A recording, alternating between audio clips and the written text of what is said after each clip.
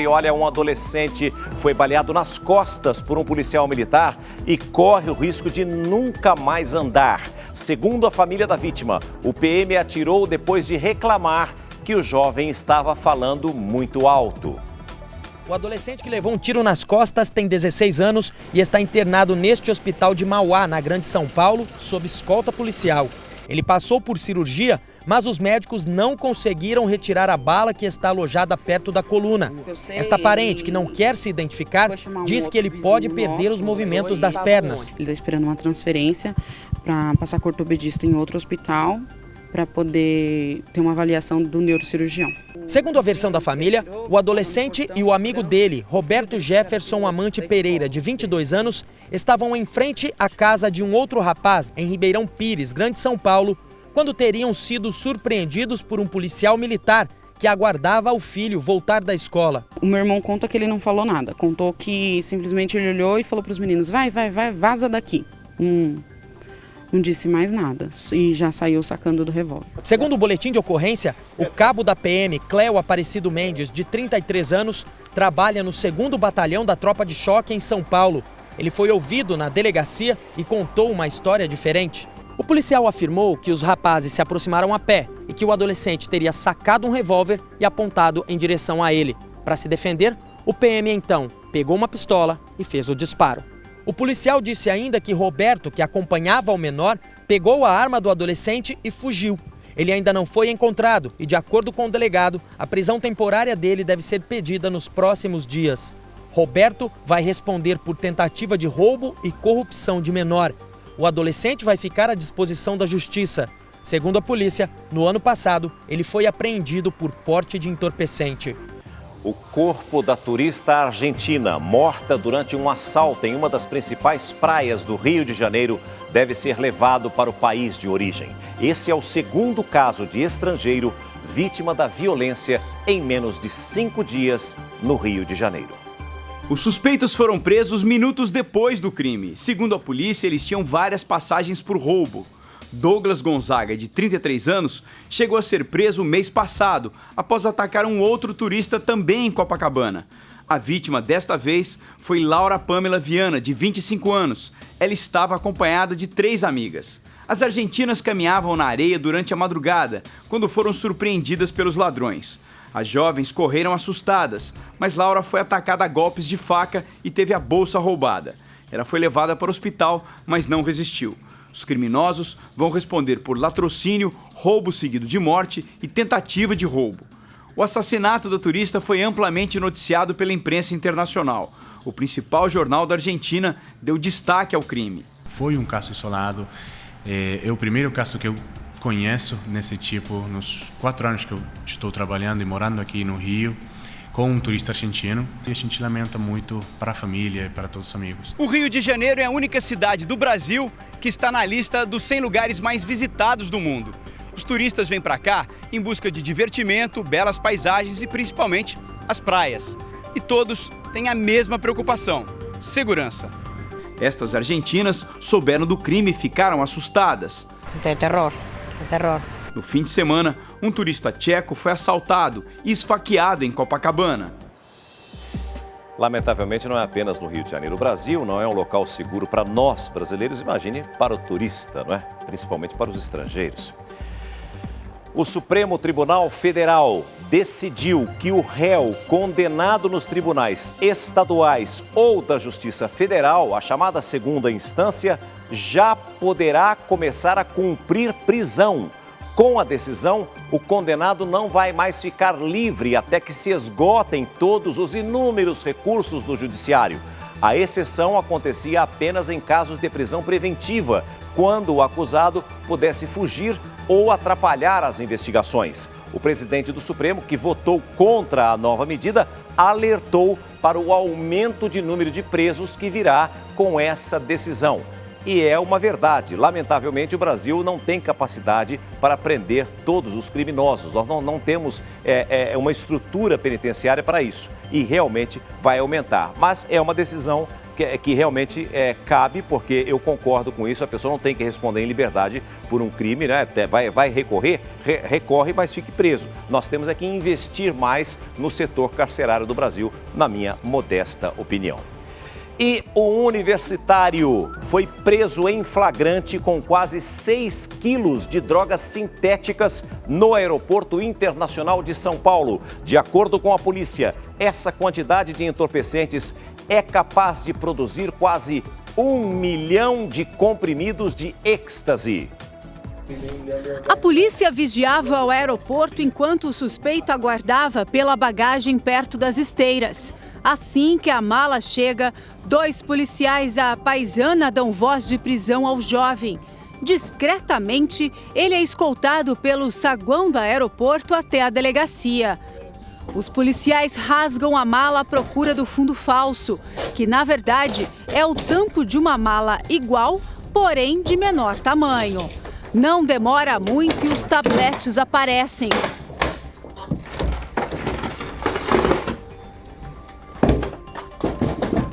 Tudo muito bem embalado. O policial rasga o plástico e encontra uma substância branca. Toda a droga é retirada da mala para ser pesada. 5 quilos, 807 gramas. O material é cuidadosamente desembalado para passar pela perícia. O pó encontrado na mala é chamado de metanfetamina, uma droga sintética que causa uma sensação de euforia na pessoa que consome. De acordo com a polícia, o pó apreendido seria misturado a outras substâncias. E essa quantidade de droga daria para fazer de 800 mil a 1 milhão de comprimidos de êxtase. A droga, na forma em pó, ela permite que você consiga produzir uma grande quantidade de comprimidos, propiciando um maior lucro, um maior retorno para quem traz o entorpecente. O suspeito não teve a identidade revelada. Ele tem 26 anos e vai responder por tráfico internacional de drogas. E no Rio de Janeiro, a polícia apreendeu mais de 10 mil comprimidos de êxtase. A droga vinha de Florianópolis. Este homem foi preso na rodoviária. Ele entregou os 2 cúmplices que iriam distribuir os comprimidos. Segundo a polícia, os traficantes ainda tentaram subornar os agentes para impedir a prisão. Uma brasileira luta para ter de volta o filho de apenas 5 anos. O garoto foi raptado pelo próprio pai, que é norte-americano. Acompanhe. Uma brasileira,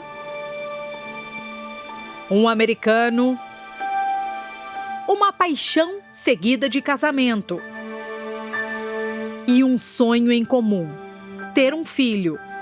Apesar de todas as dificuldades, era uma coisa que nós 2 queríamos. O filho é Joseph, hoje com 5 anos. O menino sorridente e cheio de energia agora deixou um vazio. Eu durmo com o celular do lado, para ver se alguém escreve alguma coisa, ou se alguém liga. O motivo? A angústia de não saber onde o filho está. Há 2 meses, Gary, o pai do menino, sumiu com Joseph. A suspeita é de que o americano tenha deixado o Brasil com o filho sem autorização da justiça. A pedido da mãe, decidimos mostrar a imagem da criança. Cynthia, de 35 anos, e Gary, de 43, se conheceram em 2009, durante uma visita dele ao Brasil. Os 2 começaram a namorar à distância e se casaram nos Estados Unidos meses depois. O casal tentou a vida por lá, mas quando Cynthia engravidou, eles decidiram se mudar para o Brasil. Joseph nasceu em São Paulo em janeiro de 2011. A essa altura, o casamento de Cynthia e Gary já não ia bem. Ela conta que o marido tinha o temperamento instável. Ele podia ser 100% bom, mas podia ser 100% ruim também. Ele tinha essa personalidade que dava um pouquinho de receio, um pouco de medo. Os 2 resolveram se separar. Gary foi embora sozinho para os Estados Unidos. só voltou 2 anos depois e pediu o divórcio. Começava aí a longa disputa pela guarda de Joseph. Meu filho... Cíntia diz que o diálogo entre ela e o ex-marido se tornou impossível. Ele me agrediu, me machucou, tive que fazer exame de corpo de delito e conseguir uma medida protetiva para ele não se aproximar. A justiça manteve a guarda provisória com a mãe, mas definiu um esquema de visitas para Gary. O pai entrou com recurso e se mudou para São Paulo. Ele poderia pegar o Joseph sexta-feira na escola e devolver segunda-feira direto na escola em finais de semanas alternados, para a gente não ter esse contato. Gary não se conformou. Passou a acusar Cíntia de agressão e maus tratos. E chegou a dizer à justiça que Joseph, então com 3 anos, havia sofrido abuso sexual na casa da mãe. Durante as investigações, a justiça deu a guarda provisória de Joseph ao pai. O menino só podia visitar Cíntia nos fins de semana e não podia ter contato com o meio-irmão, filho mais velho de Cíntia, então com 10 anos, fruto de um relacionamento anterior. Para a mãe, uma mudança muito brusca para um menino de 5 anos. Ele ficou 2 anos sem ver o pai dele, sem saber quem era, e de repente ele tem que ir para outra casa, tem que ir para outra escola, tem que morar com o pai dele que não tem estrutura nenhuma na casa, tem que ficar longe do irmão, tem que ficar longe da vovó, de todo mundo. Ele sentia toda semana quando ele ia embora, no domingo ele sentia, era difícil isso para ele, para todos nós. Eu tinha que respirar fundo e tentar ficar mais fácil para ele não sofrer tanto. As denúncias de Gary contra Cíntia não foram comprovadas. Por isso, o processo tomou um novo rumo no fim do ano passado. Foram muitas as batalhas na justiça entre pai e mãe, até que finalmente Cíntia conseguiu obter a guarda de Joseph.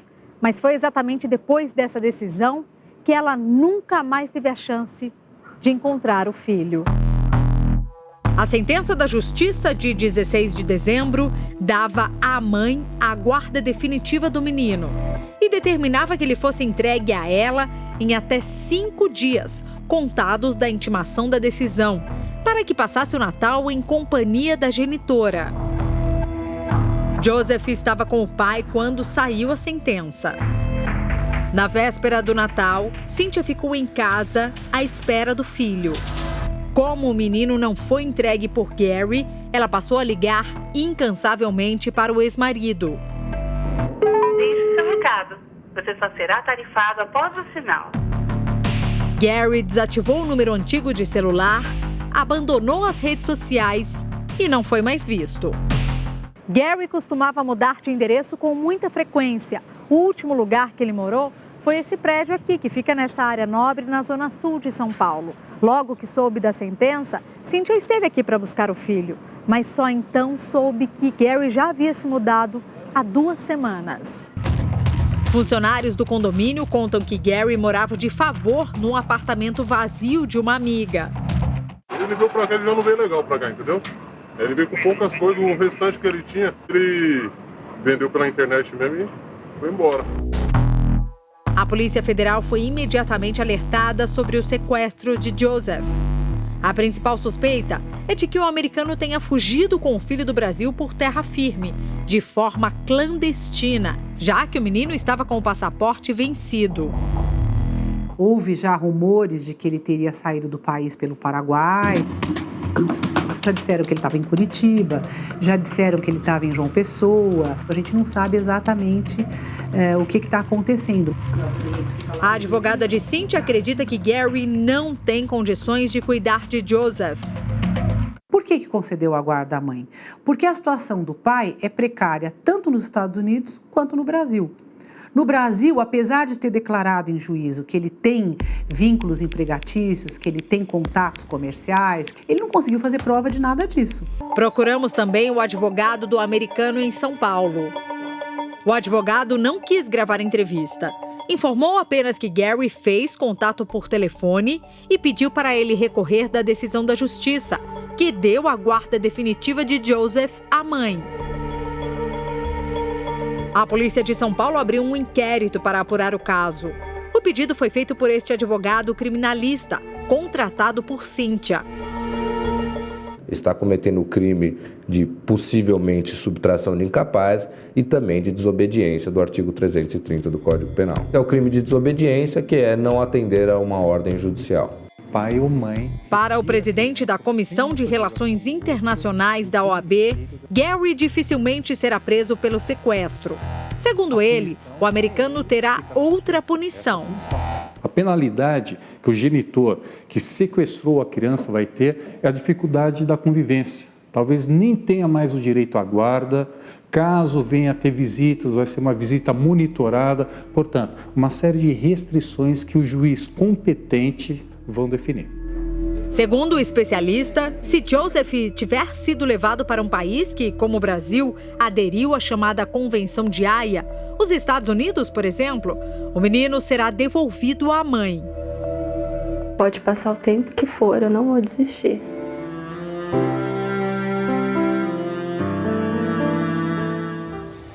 E uma outra criança está no centro de uma disputa judicial. A mãe não vê o filho há 16 dias.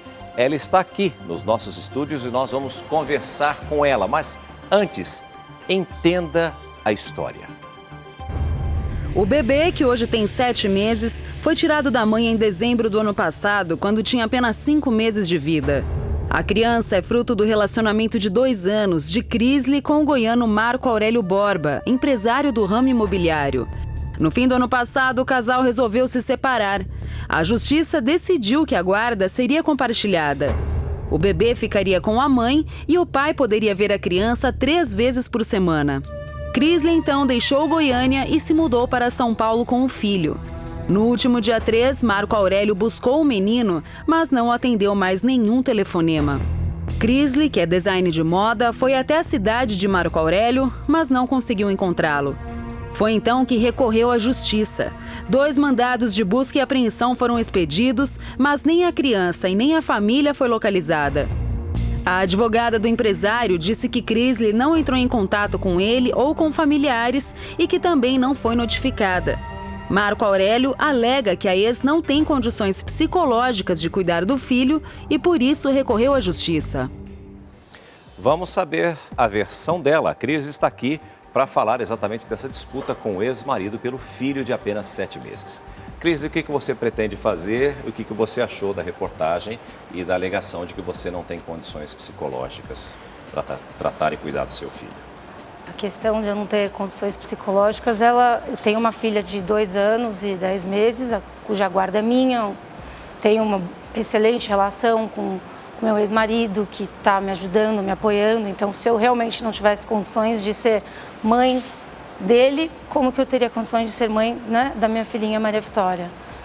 Inclusive, essa alegação ele fala pelo simples fato de eu ter ido embora, né, de Goiânia e voltado para minha casa em São Paulo. Então, isso é mentira. Ele sabia que você ia tomar essa decisão e que você viria para São Paulo? Sabia, porque ele morou comigo em São Paulo.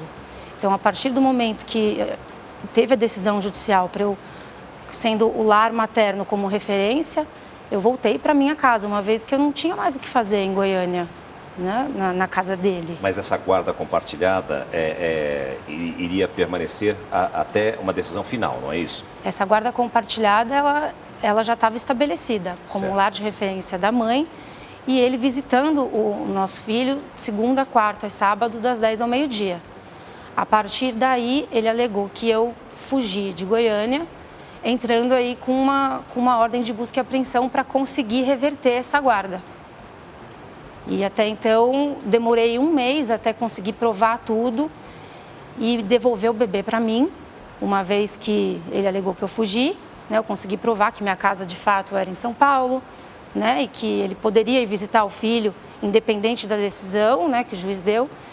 E assim que eu consegui isso, no dia 3, quando ele soube que o juiz mandou ele devolver o bebê para mim, ele sumiu.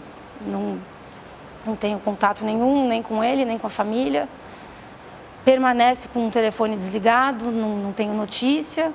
Meu filho sem amamentar, um bebê de 7 meses. A advogada dele, ontem, encontramos ela e diante de testemunhas no fórum, promotoras e tudo mais, ela falou, eu perguntei, aonde está o meu filho? Eu quero saber onde está, né, o meu filho. Ela deixou claro que eu só ia ver meu filho se eu fizesse um acordo de guarda com o Marco, que é o pai. E aí, como ele entrou com recurso, né, para recorrer, para tentar tirar a minha guarda, ontem saiu essa decisão de uma desembargadora, né, em Goiânia, pedindo que novamente fosse analisada a decisão judicial que dava a guarda para mim. Então agora nós vamos de novo, né, decidir aí com quem que vai ficar a guarda. Mesmo com a desembargadora sabendo do sumiço, do desaparecimento dele, porque eu fui pessoalmente no gabinete dela, contar dos fatos, que ele estava sumido, que eu não tinha contato nenhum, que eu não sabia onde estava meu filho. E mesmo assim eu continuo sem saber, e ela deu essa decisão aí para a gente aguardar mais um pouco para ela decidir novamente. Bom, nós estamos falando de um caso de um bebê de 7 meses que ainda estava em fase de amamentação, mas nós temos aqui uma nota porque a assessoria do pai da criança enviou essa nota à nossa produção, informando que o Tribunal de Justiça de Goiás determinou que o bebê permaneça na residência do pai em Goiânia com a supervisão dos avós paternos até o julgamento do mérito do recurso. E destaca que, na decisão, foi resguardada a convivência da mãe com a criança, permitindo que estejam juntas uma vez por semana e também aos sábados e domingos. Márcia, como avó, o que você acha dessa decisão? Você estava em Goiânia com ela ontem? Eu estava em Goiânia com ela, estou acompanhando isso desde o começo, desde o dia 24 de dezembro, que foi feita essa barbaridade, arrancado meu neto da mão da minha filha, uma criança que só dormia mamando no peito da mãe, uma criança que a paixão era a mãe, não tinha convivência nenhuma com os pais, muito menos com os avós, que só os via uma vez por semana ou a cada 15 dias.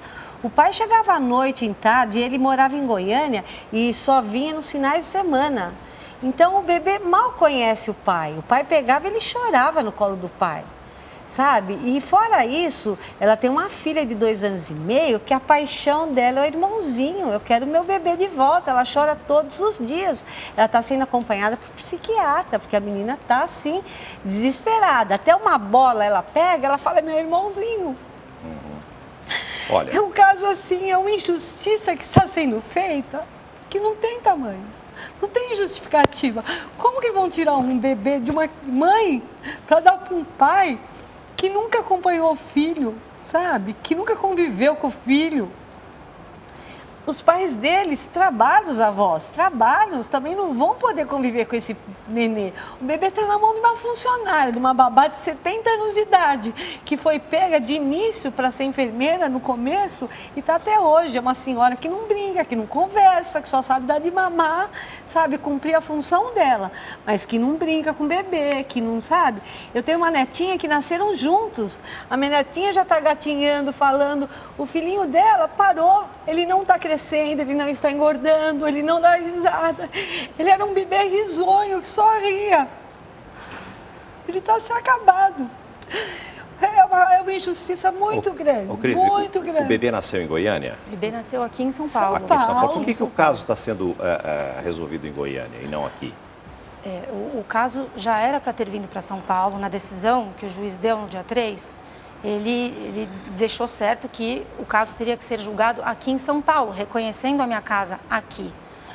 Mas como eles alegaram que eu fugi e que eu, de fato, não sou de São Paulo, o caso ainda está lá. Ela mesmo foi para Goiânia para levar vindo... o bebê para conhecer a família, foi passar um mês lá, eu fui junto até, eu voltei antes, porque o pai dele implorou, Cris, tenta ir para lá, vai conhecer a cidade, vê se você se adapta. Meu filho alugou uma casa para vocês formarem uma família lá. Ela nem queria, ela falou, mas minha família, minha irmã, meus sobrinhos, meus pais são todos daqui. Eu não conheço ninguém, minhas amigas. Ela nem queria ir. Aí eles insistiram muito, eu fui testemunha, porque estava junto com eles nessa reunião. Aí ela acabou concordando em ir lá, passar um tempo assim, um mês e pouco, para ver se gostava e para a família deles, que são todas lá, conhecer o bebê. Tanto é que ela foi com malas de roupa, não levaram nada, só a casa dela ficou fechada, não foi tirado nada, a casa ficou montada, só levou uma linha, mais nada. E nesse um mês na realidade foi uma armadilha que eles criaram para ela. Bom, a desembargadora deu 30 dias para que possa ser analisado novamente, para que seja tomada uma decisão final, não é isso? Sim. O que vocês pretendem fazer a partir de agora? Você tem o direito de visitar o seu filho nesses 30 dias ou não? Tenho o direito de... ele fica comigo em São Paulo todos os finais de semana, ele deve trazer para mim. E durante a semana também 2 vezes. Mas como ainda não tenho notícias, eu não sei como isso vai ficar. Ele ainda continua com os telefones desligados. Mas isso é um absurdo, sabe? É uma decisão assim, não tem o porquê um pai tirar um filho que amamenta da mãe. Quem está amamentando esse bebê? A babá de 70 anos, os avós? Ô, Cris, não dá para entender. A Tiziane tem uma pergunta. Cris, eu queria saber o seguinte, você alega, né, que o pai, ele está reclamando que você fugiu. Quando você fez essa guarda compartilhada, porque eu também tenho guarda compartilhada, e quando eu fiz meu contrato, eu não poderia, por exemplo, sair de São Paulo, assim, entendeu? Como é guarda compartilhada, o pai tem direito a ver a filha quando ele quiser, porque a gente tem esse acordo, mas a gente tem isso de eu não poder mudar de cidade nem ele. Isso tinha também no seu contrato, de você não poder sair do lugar ou não? Não. O juiz, ele estabeleceu uma guarda compartilhada, fixando o meu lar com a casa do meu filho. E só que a partir daí, como eu fui citada em Goiânia, eu fui retirar minhas roupas e fui citada lá, justamente no dia que eu fui retirar minhas roupas. Então, ele alegou que era como se eu estivesse morando em Goiânia, sendo que, de fato, eu sou de São Paulo e fui só buscar as minhas roupas. A partir daí, ele me ameaçou, dizendo que eu não poderia voltar para São Paulo.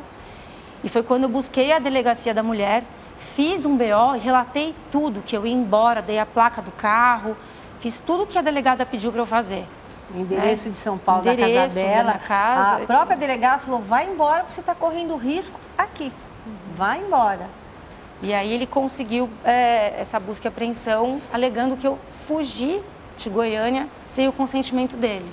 Foi uma armadilha que eles montaram, né? Quiseram que ela fosse para lá. Nós queremos deixar claro que nós convidamos também o pai e ou os advogados dele também para que estivessem aqui, porque nós gostaríamos de ouvir os dois lados, como reza o princípio do bom jornalismo, mas eles não aceitaram o nosso convite, então estamos ouvindo apenas o lado de vocês e esperamos que a justiça seja feita e que a melhor decisão para o bem da criança seja tomada. Muito obrigado por vocês estarem conosco aqui e que a decisão correta seja tomada. Muito obrigado mesmo, viu?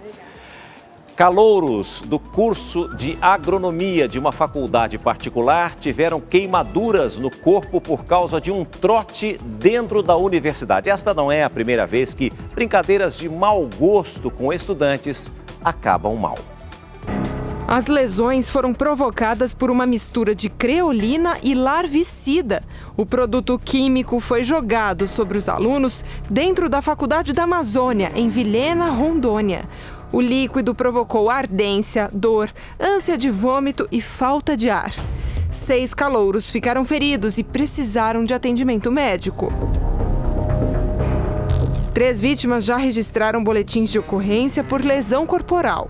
A direção da Faculdade da Amazônia divulgou uma nota de repúdio ao ato dos veteranos nas redes sociais e informou que a instituição está apurando quem são os autores do trote. Felizmente, a brincadeira de mau gosto não terminou em morte.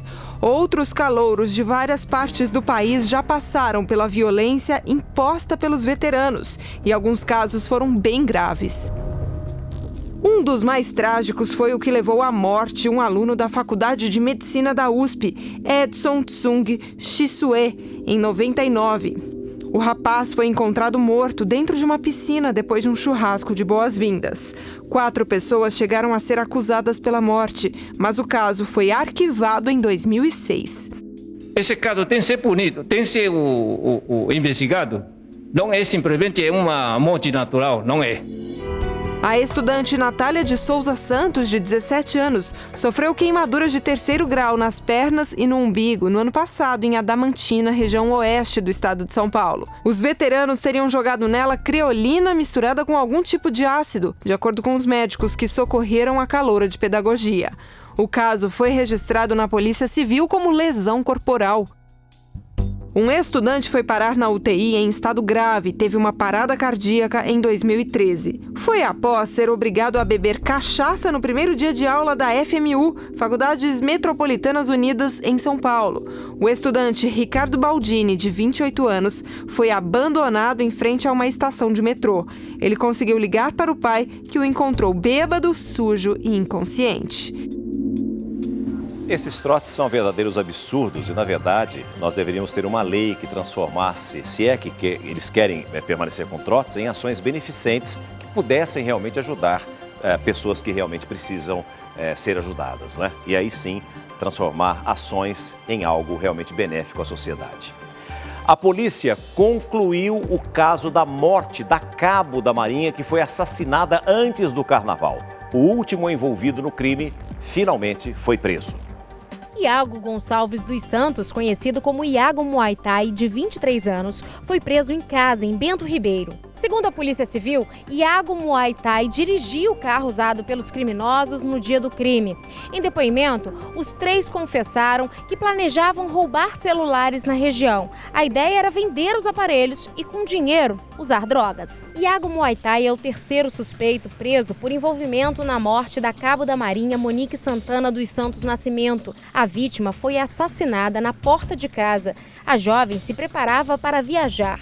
Ela ia passar o carnaval em Cabo Frio, na região dos Lagos. De acordo com as investigações, os bandidos disseram que se assustaram com o portão da casa abrindo e por isso dispararam. A polícia chegou até o suspeito depois de ouvir testemunhas. O laudo da perícia também foi importante na hora de esclarecer o crime. Os outros 2 bandidos foram presos na última sexta-feira. Os 3 vão responder pelo mesmo crime, latrocínio, que é o roubo seguido de morte.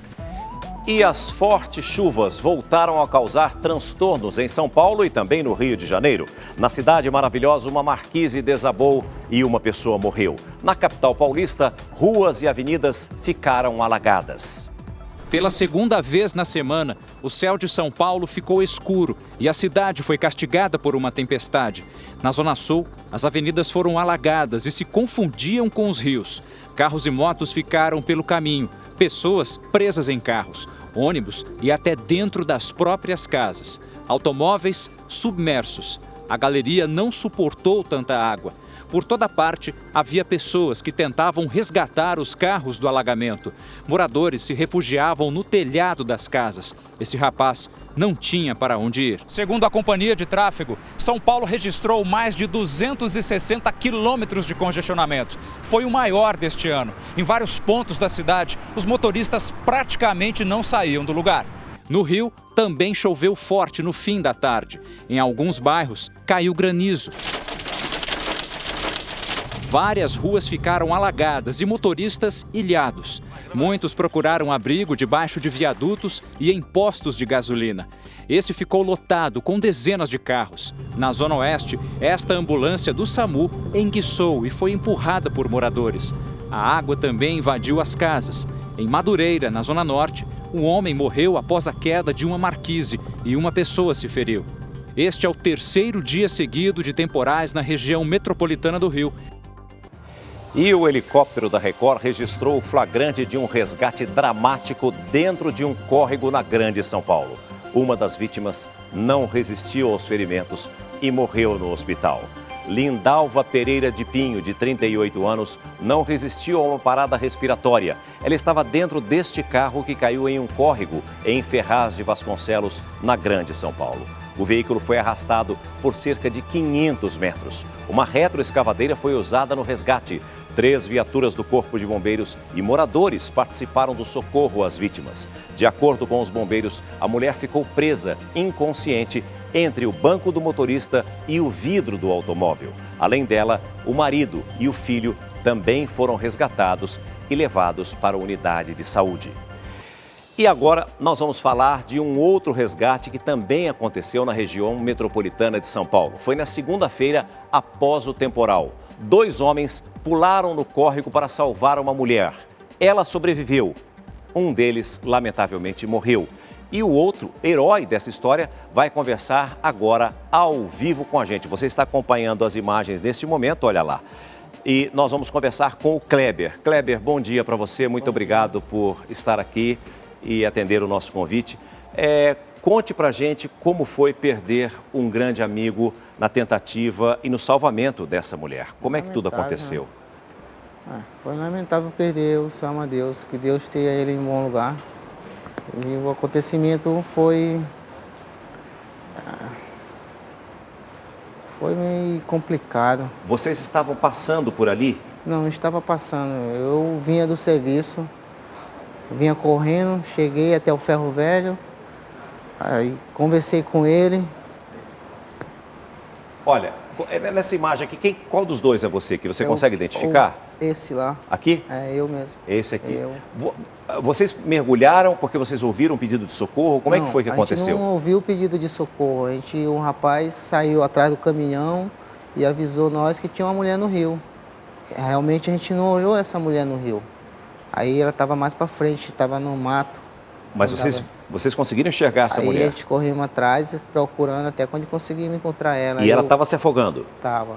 E aí vocês decidiram pular para tentar salvá-la, é isso? Pulemos. Tive que arrodear para me pular o muro para pegar ela, senão acho que ela morreria. E vocês tomaram a decisão em conjunto? Vocês vamos? É isso? Vamos pular, vamos salvar ela, é isso? Eu já estava lá na água já. Ele também veio. O Amadeu foi depois? Ele veio também, olhou, raramente ele foi também, nós dois juntos. E os dois sabiam nadar bem?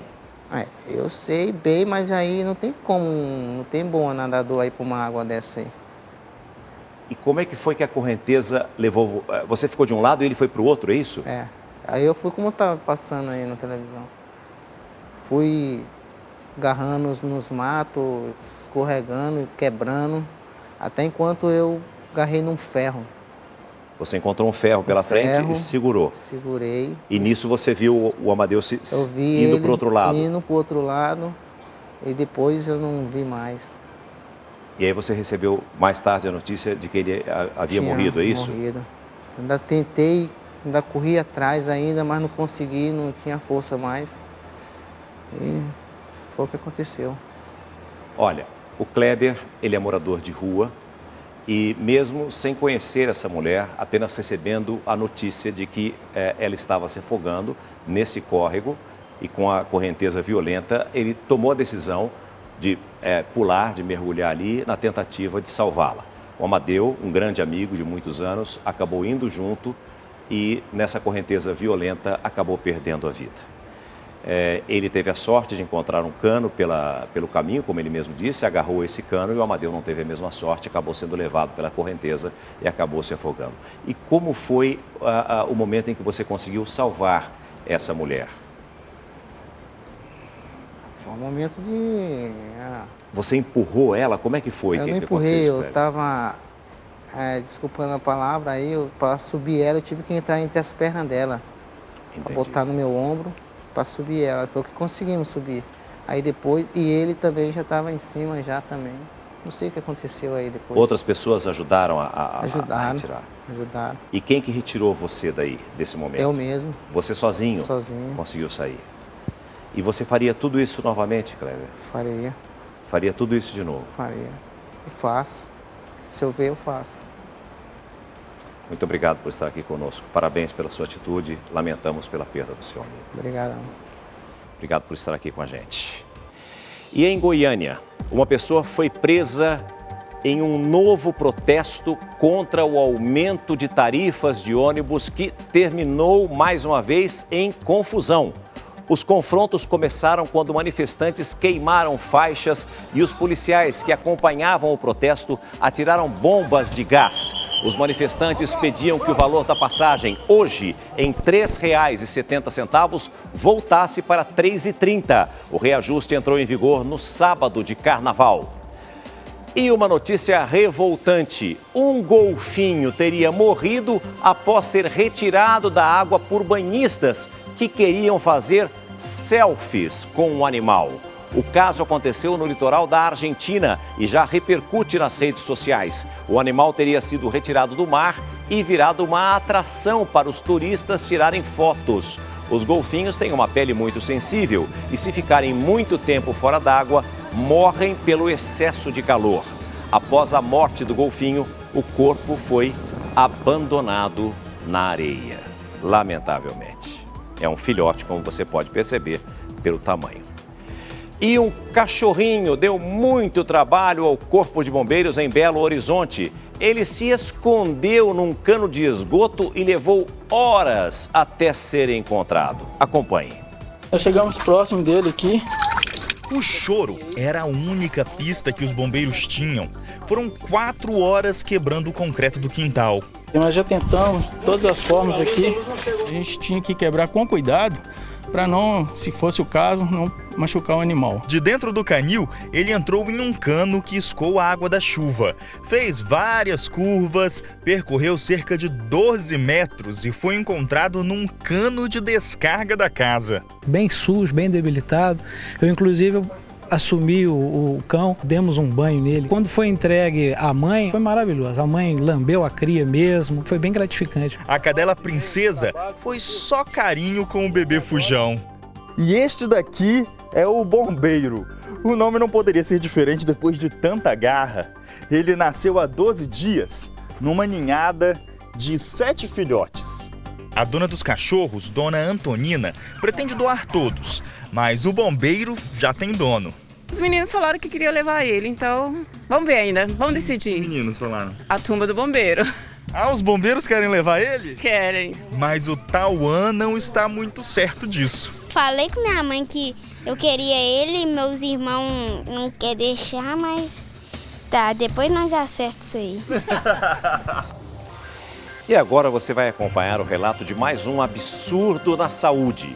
Após 7 meses de uma cesárea, uma mulher com fortes dores na barriga descobriu que haviam esquecido gaze dentro dela. Após fazer exames de raio-x, a mulher descobriu o restante da gaze utilizada durante a cirurgia em uma maternidade pública de Salvador. A compressa machucou o intestino, o útero e também as vias urinárias da paciente. Mesmo assim, a maternidade onde ocorreu o parto não se responsabilizou pelo erro. As despesas da família para a retirada da gaze já passam dos R$25 mil e o caso foi parar na justiça. Metade das faculdades de medicina do estado de São Paulo estão abaixo da qualidade exigida. É o que revela o exame do Conselho Regional de Medicina. Das 30 instituições de ensino, apenas 15 conseguiram atingir 60% de aproveitamento. 48% dos médicos foram reprovados no exame em 2015.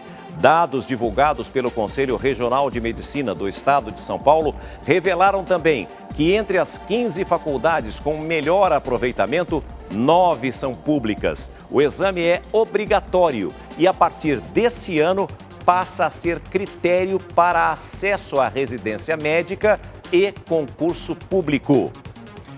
Cientistas que pesquisam se o mosquito Aedes aegypti também transmite um vírus que costuma afetar populações indígenas estão preocupados. Os sintomas são bem parecidos com os de dengue e de zika. Tela nas janelas, mosqueteiro, pano embaixo da porta e repelente mais de 2 vezes por dia. Bruna toma todos esses cuidados para proteger o filho de 1 ano. Qualquer movimento que ele faz, eu corro lá para ver se não é um mosquito. E ela tem razão, ainda mais morando ao lado de uma mata fechada. A Amazônia é praticamente um berço de mosquitos que transmitem doenças. Aqui os pesquisadores já identificaram pelo menos 34 vírus que causam infecções no homem. Febre amarela, chikungunya, dengue e zika são os mais conhecidos. Mas um vírus amazônico antigo é o maiaro. Assim como os outros, é transmitido por mosquito. Os sintomas de todas essas doenças são muito parecidos. Em alguns casos, somente a sorologia é capaz de mostrar a diferença. Evoluem com febre, um quadro febril, podendo ser um quadro febril baixo ou um quadro de febre elevado.